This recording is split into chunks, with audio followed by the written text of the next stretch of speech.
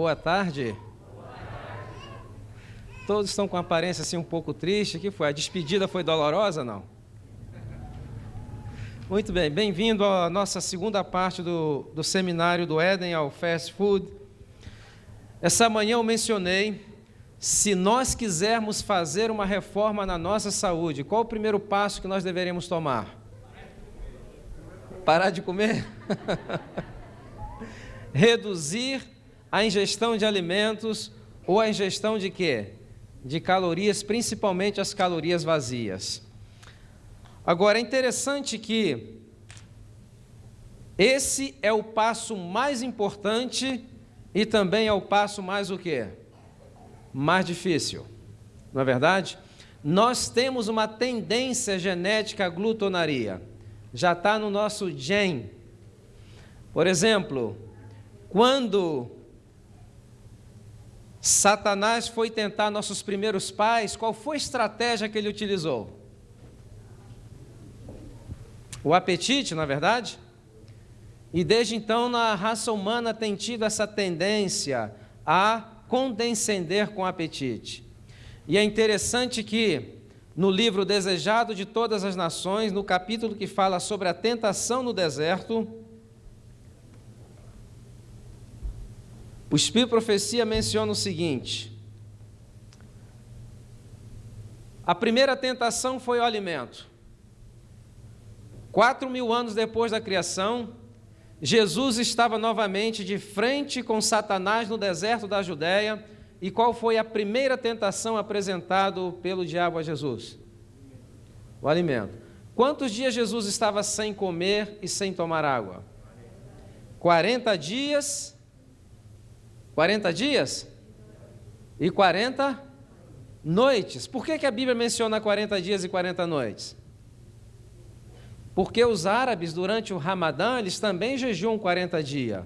Só que durante a noite comem à vontade. Para que não houvesse nenhum tipo de dúvida de qual tipo de jejum Jesus estava fazendo, o evangelista colocou 40 dias e 40 noites. E note o que diz no livro O Desejado de Todas as Nações, capítulo A Tentação do Deserto. Diz assim: onde começou a ruína, onde fracassou o primeiro Adão, o segundo Adão deveria sair vitorioso. Onde começou a ruína, deveria recomeçar a obra de restauração.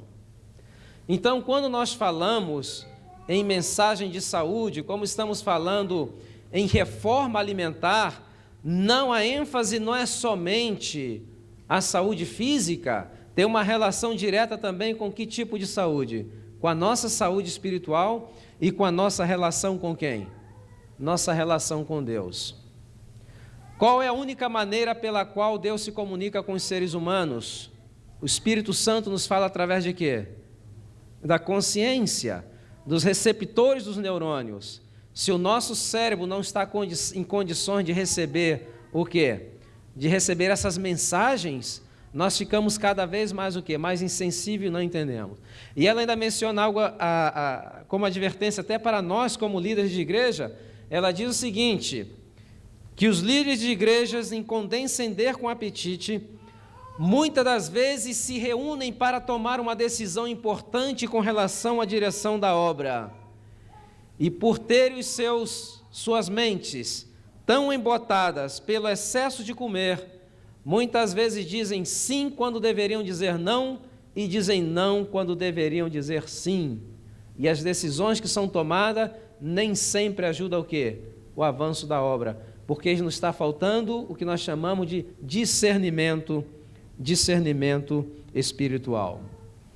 Então, reduzir a quantidade de alimentos não vai somente nos trazer mais a saúde física, vai estar relacionado também o quê? Com a nossa saúde espiritual.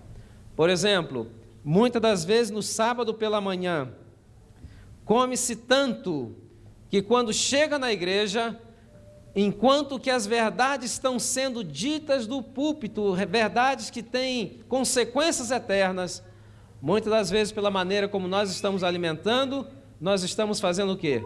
dormindo enquanto essas verdades estão sendo derramadas, porque colocamos nosso cérebro ao comer demasiado, sem condições de observar e de perceber as verdades que estão sendo ditas. Então, existe uma relação direta, não é só questão de saúde, é questão de crescimento o quê? De crescimento espiritual. E hoje eu vejo as pessoas... Jesus tinha sua estratégia. Todas as vezes que Jesus tinha que enfrentar uma grande crise, o que é que ele fazia? Ele jejuava e orava. Nós, seres humanos, todas as vezes que temos que enfrentar uma grande crise, o que é que nós fazemos? Parece que a própria crise estimula uma ansiedade, as pessoas estão comendo sem cessar. Então, vamos ver o ponto de vista bíblico, porque às vezes pensamos assim, não, tenho que comer porque essa crise é muito forte, eu tenho que estar forte para enfrentar esta crise. E às vezes reduzir o consumo de alimentos, fazer um jejum breve, vai nos colocar muito mais aptos para enfrentar as crises que nós temos que enfrentar. Então, reduzir o consumo de produtos de origem animal. Segundo passo, qual seria? Qual a coisa mais importante? Reduzir a ingestão de açúcar branco refinado. Se existe um produto que foi introduzido na dieta do ser humano e que tem deixado consequências muito mais devastadoras do que o consumo da carne, é o que nós chamamos de açúcar branco refinado. Inclusive, o Espírito de Profecia menciona que o açúcar é pior do que a carne. Então, às vezes, nos tornamos vegetarianos, que é uma grande coisa, e os vegetarianos, às vezes, têm algum problema, porque ele, como deixa de comer carne, ele começa a ter um sangue muito alcalino, e o corpo fica pedindo alguma coisa para manter um pH normal do sangue. E o que acontece?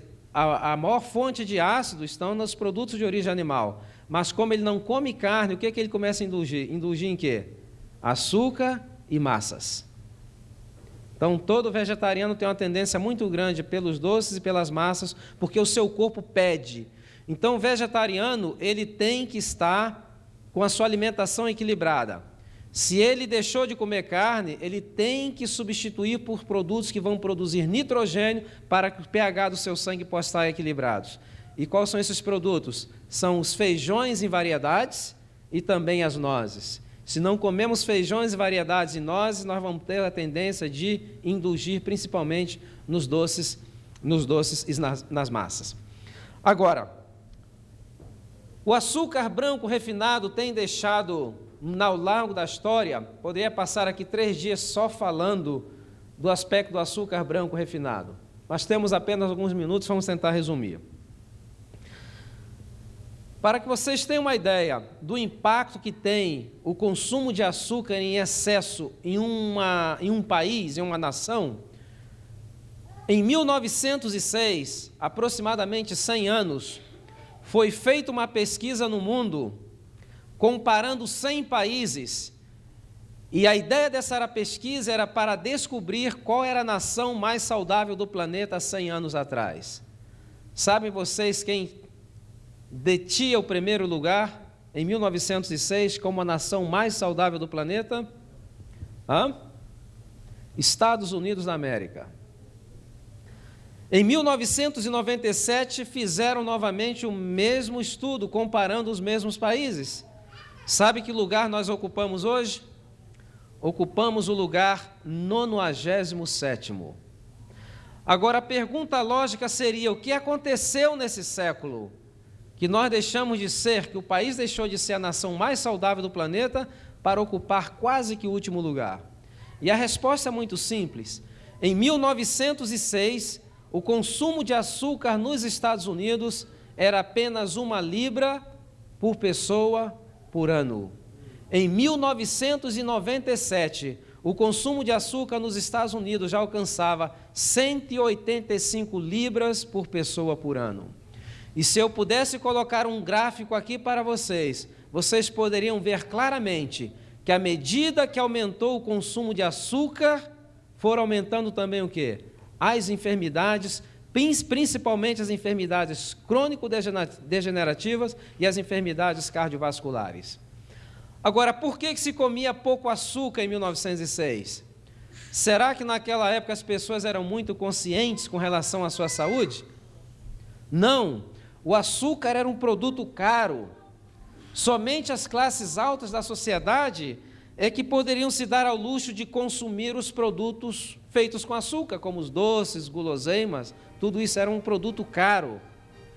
Naquela época, somente as pessoas da classe alta da sociedade é que tinham pressão arterial elevada, é que padeciam obesidade. Não, tem um ataque, morreu do infarto do miocárdio, não era para pobre, era um negócio muito chique. Pobre morria de outra coisa. Por quê? Porque essas enfermidades eram confinadas para aquela classe que consumia esse tipo de produto. Agora, a indústria dos alimentos descobriu uma coisa. Descobriu, observando o consumo entre a classe alta da sociedade, observou que o açúcar produzia uma certa dependência. E o que eles fizeram?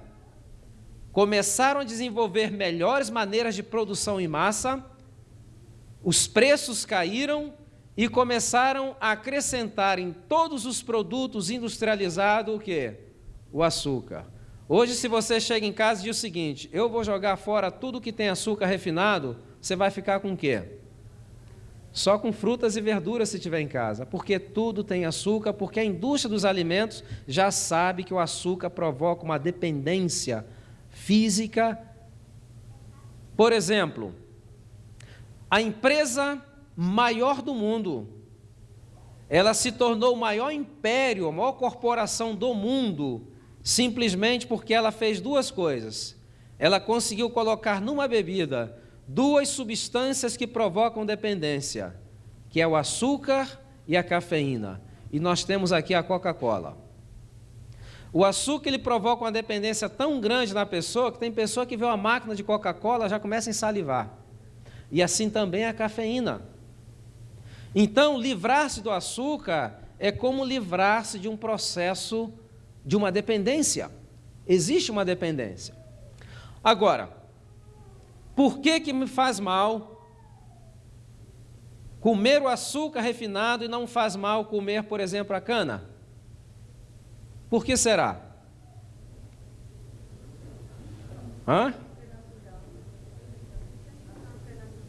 Açúcar é natural. Não é processado. O que mais? Não é concentrado. Muito bem. Para que vocês tenham uma ideia da concentração da sacarosa que nós temos hoje, para se obter uma colher de açúcar, se necessita 3 metros de cana. Eu acho que você comeu 1 metro, a boca já cansou. Não é verdade? Agora, quando você toma uma Coca-Cola ou um outro refrigerante enlatado, eles têm uma média de 10 a 12 colheres de açúcar. Isso quer dizer que quando nós tomamos uma Coca-Cola, nós estamos consumindo sacarose equivalente a quantos metros de cana? Faz 30 metros. A média nacional são 2 latas de soda por pessoa por dia nos Estados Unidos. Então, por dia, somente da cana se consome equivalente a quantos metros, a sacarose equivalente a quantos metros de cana? 60 metros de cana, equivalente quase que um canavial, não é verdade? Agora, quais são os efeitos desse produto no nosso organismo? Bom, aqui vem as primeiras implicações. Quando nós temos a cana, o melado, o caldo de cana, a proporção de sacarose que nós temos ali é apenas 32% aproximadamente. Os outros 70% consiste de quê? Ali você vai ter enzimas, você tem vitaminas, você tem fósforo, você tem cálcio, você tem magnésio, você tem ferro. No processo de refinamento, o que é feito com esses produtos? São eliminados. E nós ficamos com 99,9% de quê? Sacarose. Quando ingerimos esses alimentos nesse estado, porque tecnicamente é uma droga. A definição de droga é o seguinte: todo produto que está separado daqueles produtos que o acompanham naturalmente na natureza. E a sacarose está o quê? Separado. Tecnicamente é uma droga. Por isso que ele exerce um certo efeito de dependência no nosso organismo. Então, essa dependência, ela se faz, tem pessoas que tentam de deixar de comer açúcar e passa como se estivesse deixando alguma droga. Tem dores de cabeça, tem crise de hipoglicemia. É algo realmente difícil. Agora, quando nós comemos a sacarose sem os elementos que acompanham na natureza, porque aqueles elementos que o acompanham na natureza têm a sua função no processo de digestão e de assimilação daquele produto. Por exemplo, a sacarosa, ela tem que ser transformada em hidróxido de cálcio para poder ser absorvido e ser metabolizado. Agora, se ela está sem o cálcio, aonde que o corpo tem que lançar mão para poder obter o cálcio e transformar em hidróxido de cálcio?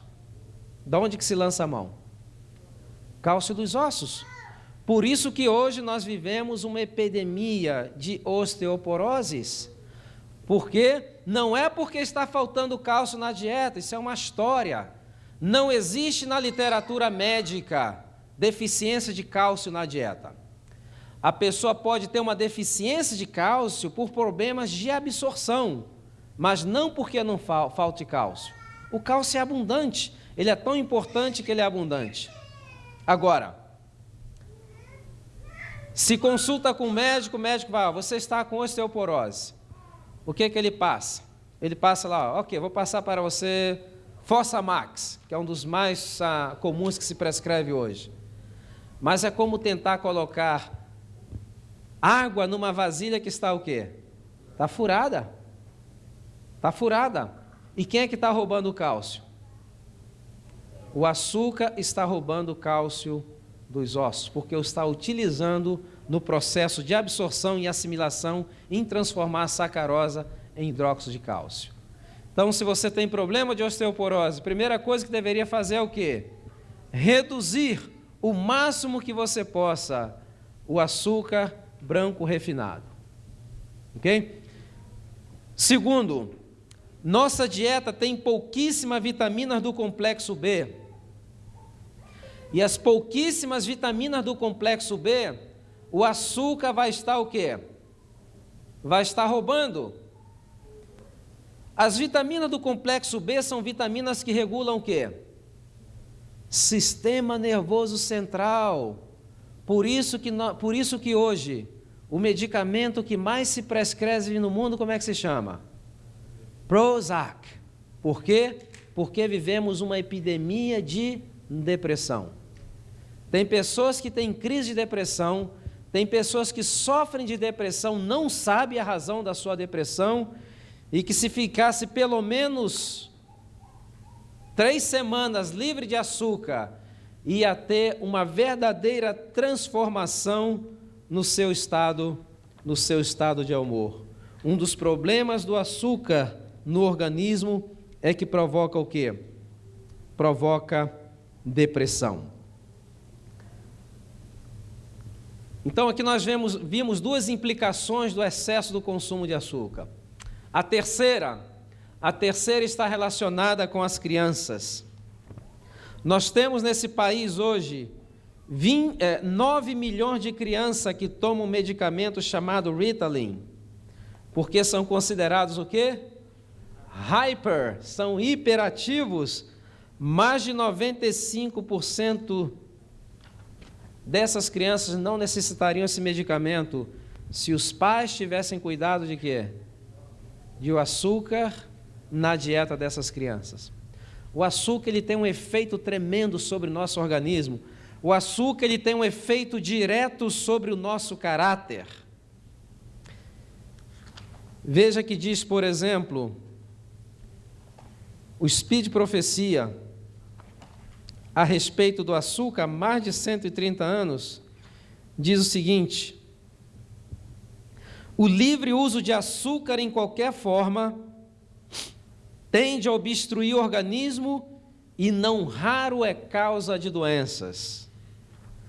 Ainda, o açúcar abarrota o organismo, entrava o funcionamento da maquinaria viva. Veja a relação de que ela faz entre o consumo de açúcar e depressão e a influência que tem sobre o nosso caráter. O açúcar não é bom para o estômago, causa fermentação. Fermentação produz o quê? Produz álcool, substância equivalente ao álcool. E ela diz, isso obscurece o cérebro e causa o quê? Mau humor. Há mais de 100 anos, o Speed Profecia já revelava a essa igreja os conhecimentos que nós estamos adquirindo hoje através da ciência. Relação direta. Tem estudos, claro, são estudos preliminares, eu gostaria de falar apenas a título de curiosidade, que diz o seguinte: nos lares onde o consumo de açúcar é livre e abundante, os índices de divórcio são mais altos. Já pararam para pensar na implicação? Mas o que tem que ver açúcar? Açúcar adoça a minha vida, não é verdade? O que tem que ver açúcar com divórcio? Ora, se o açúcar rouba as vitaminas do complexo B, as vitaminas do complexo B que regulam o nosso sistema nervoso central, se estamos depletos dessas vitaminas, nós estamos o quê? Irritados, impacientes.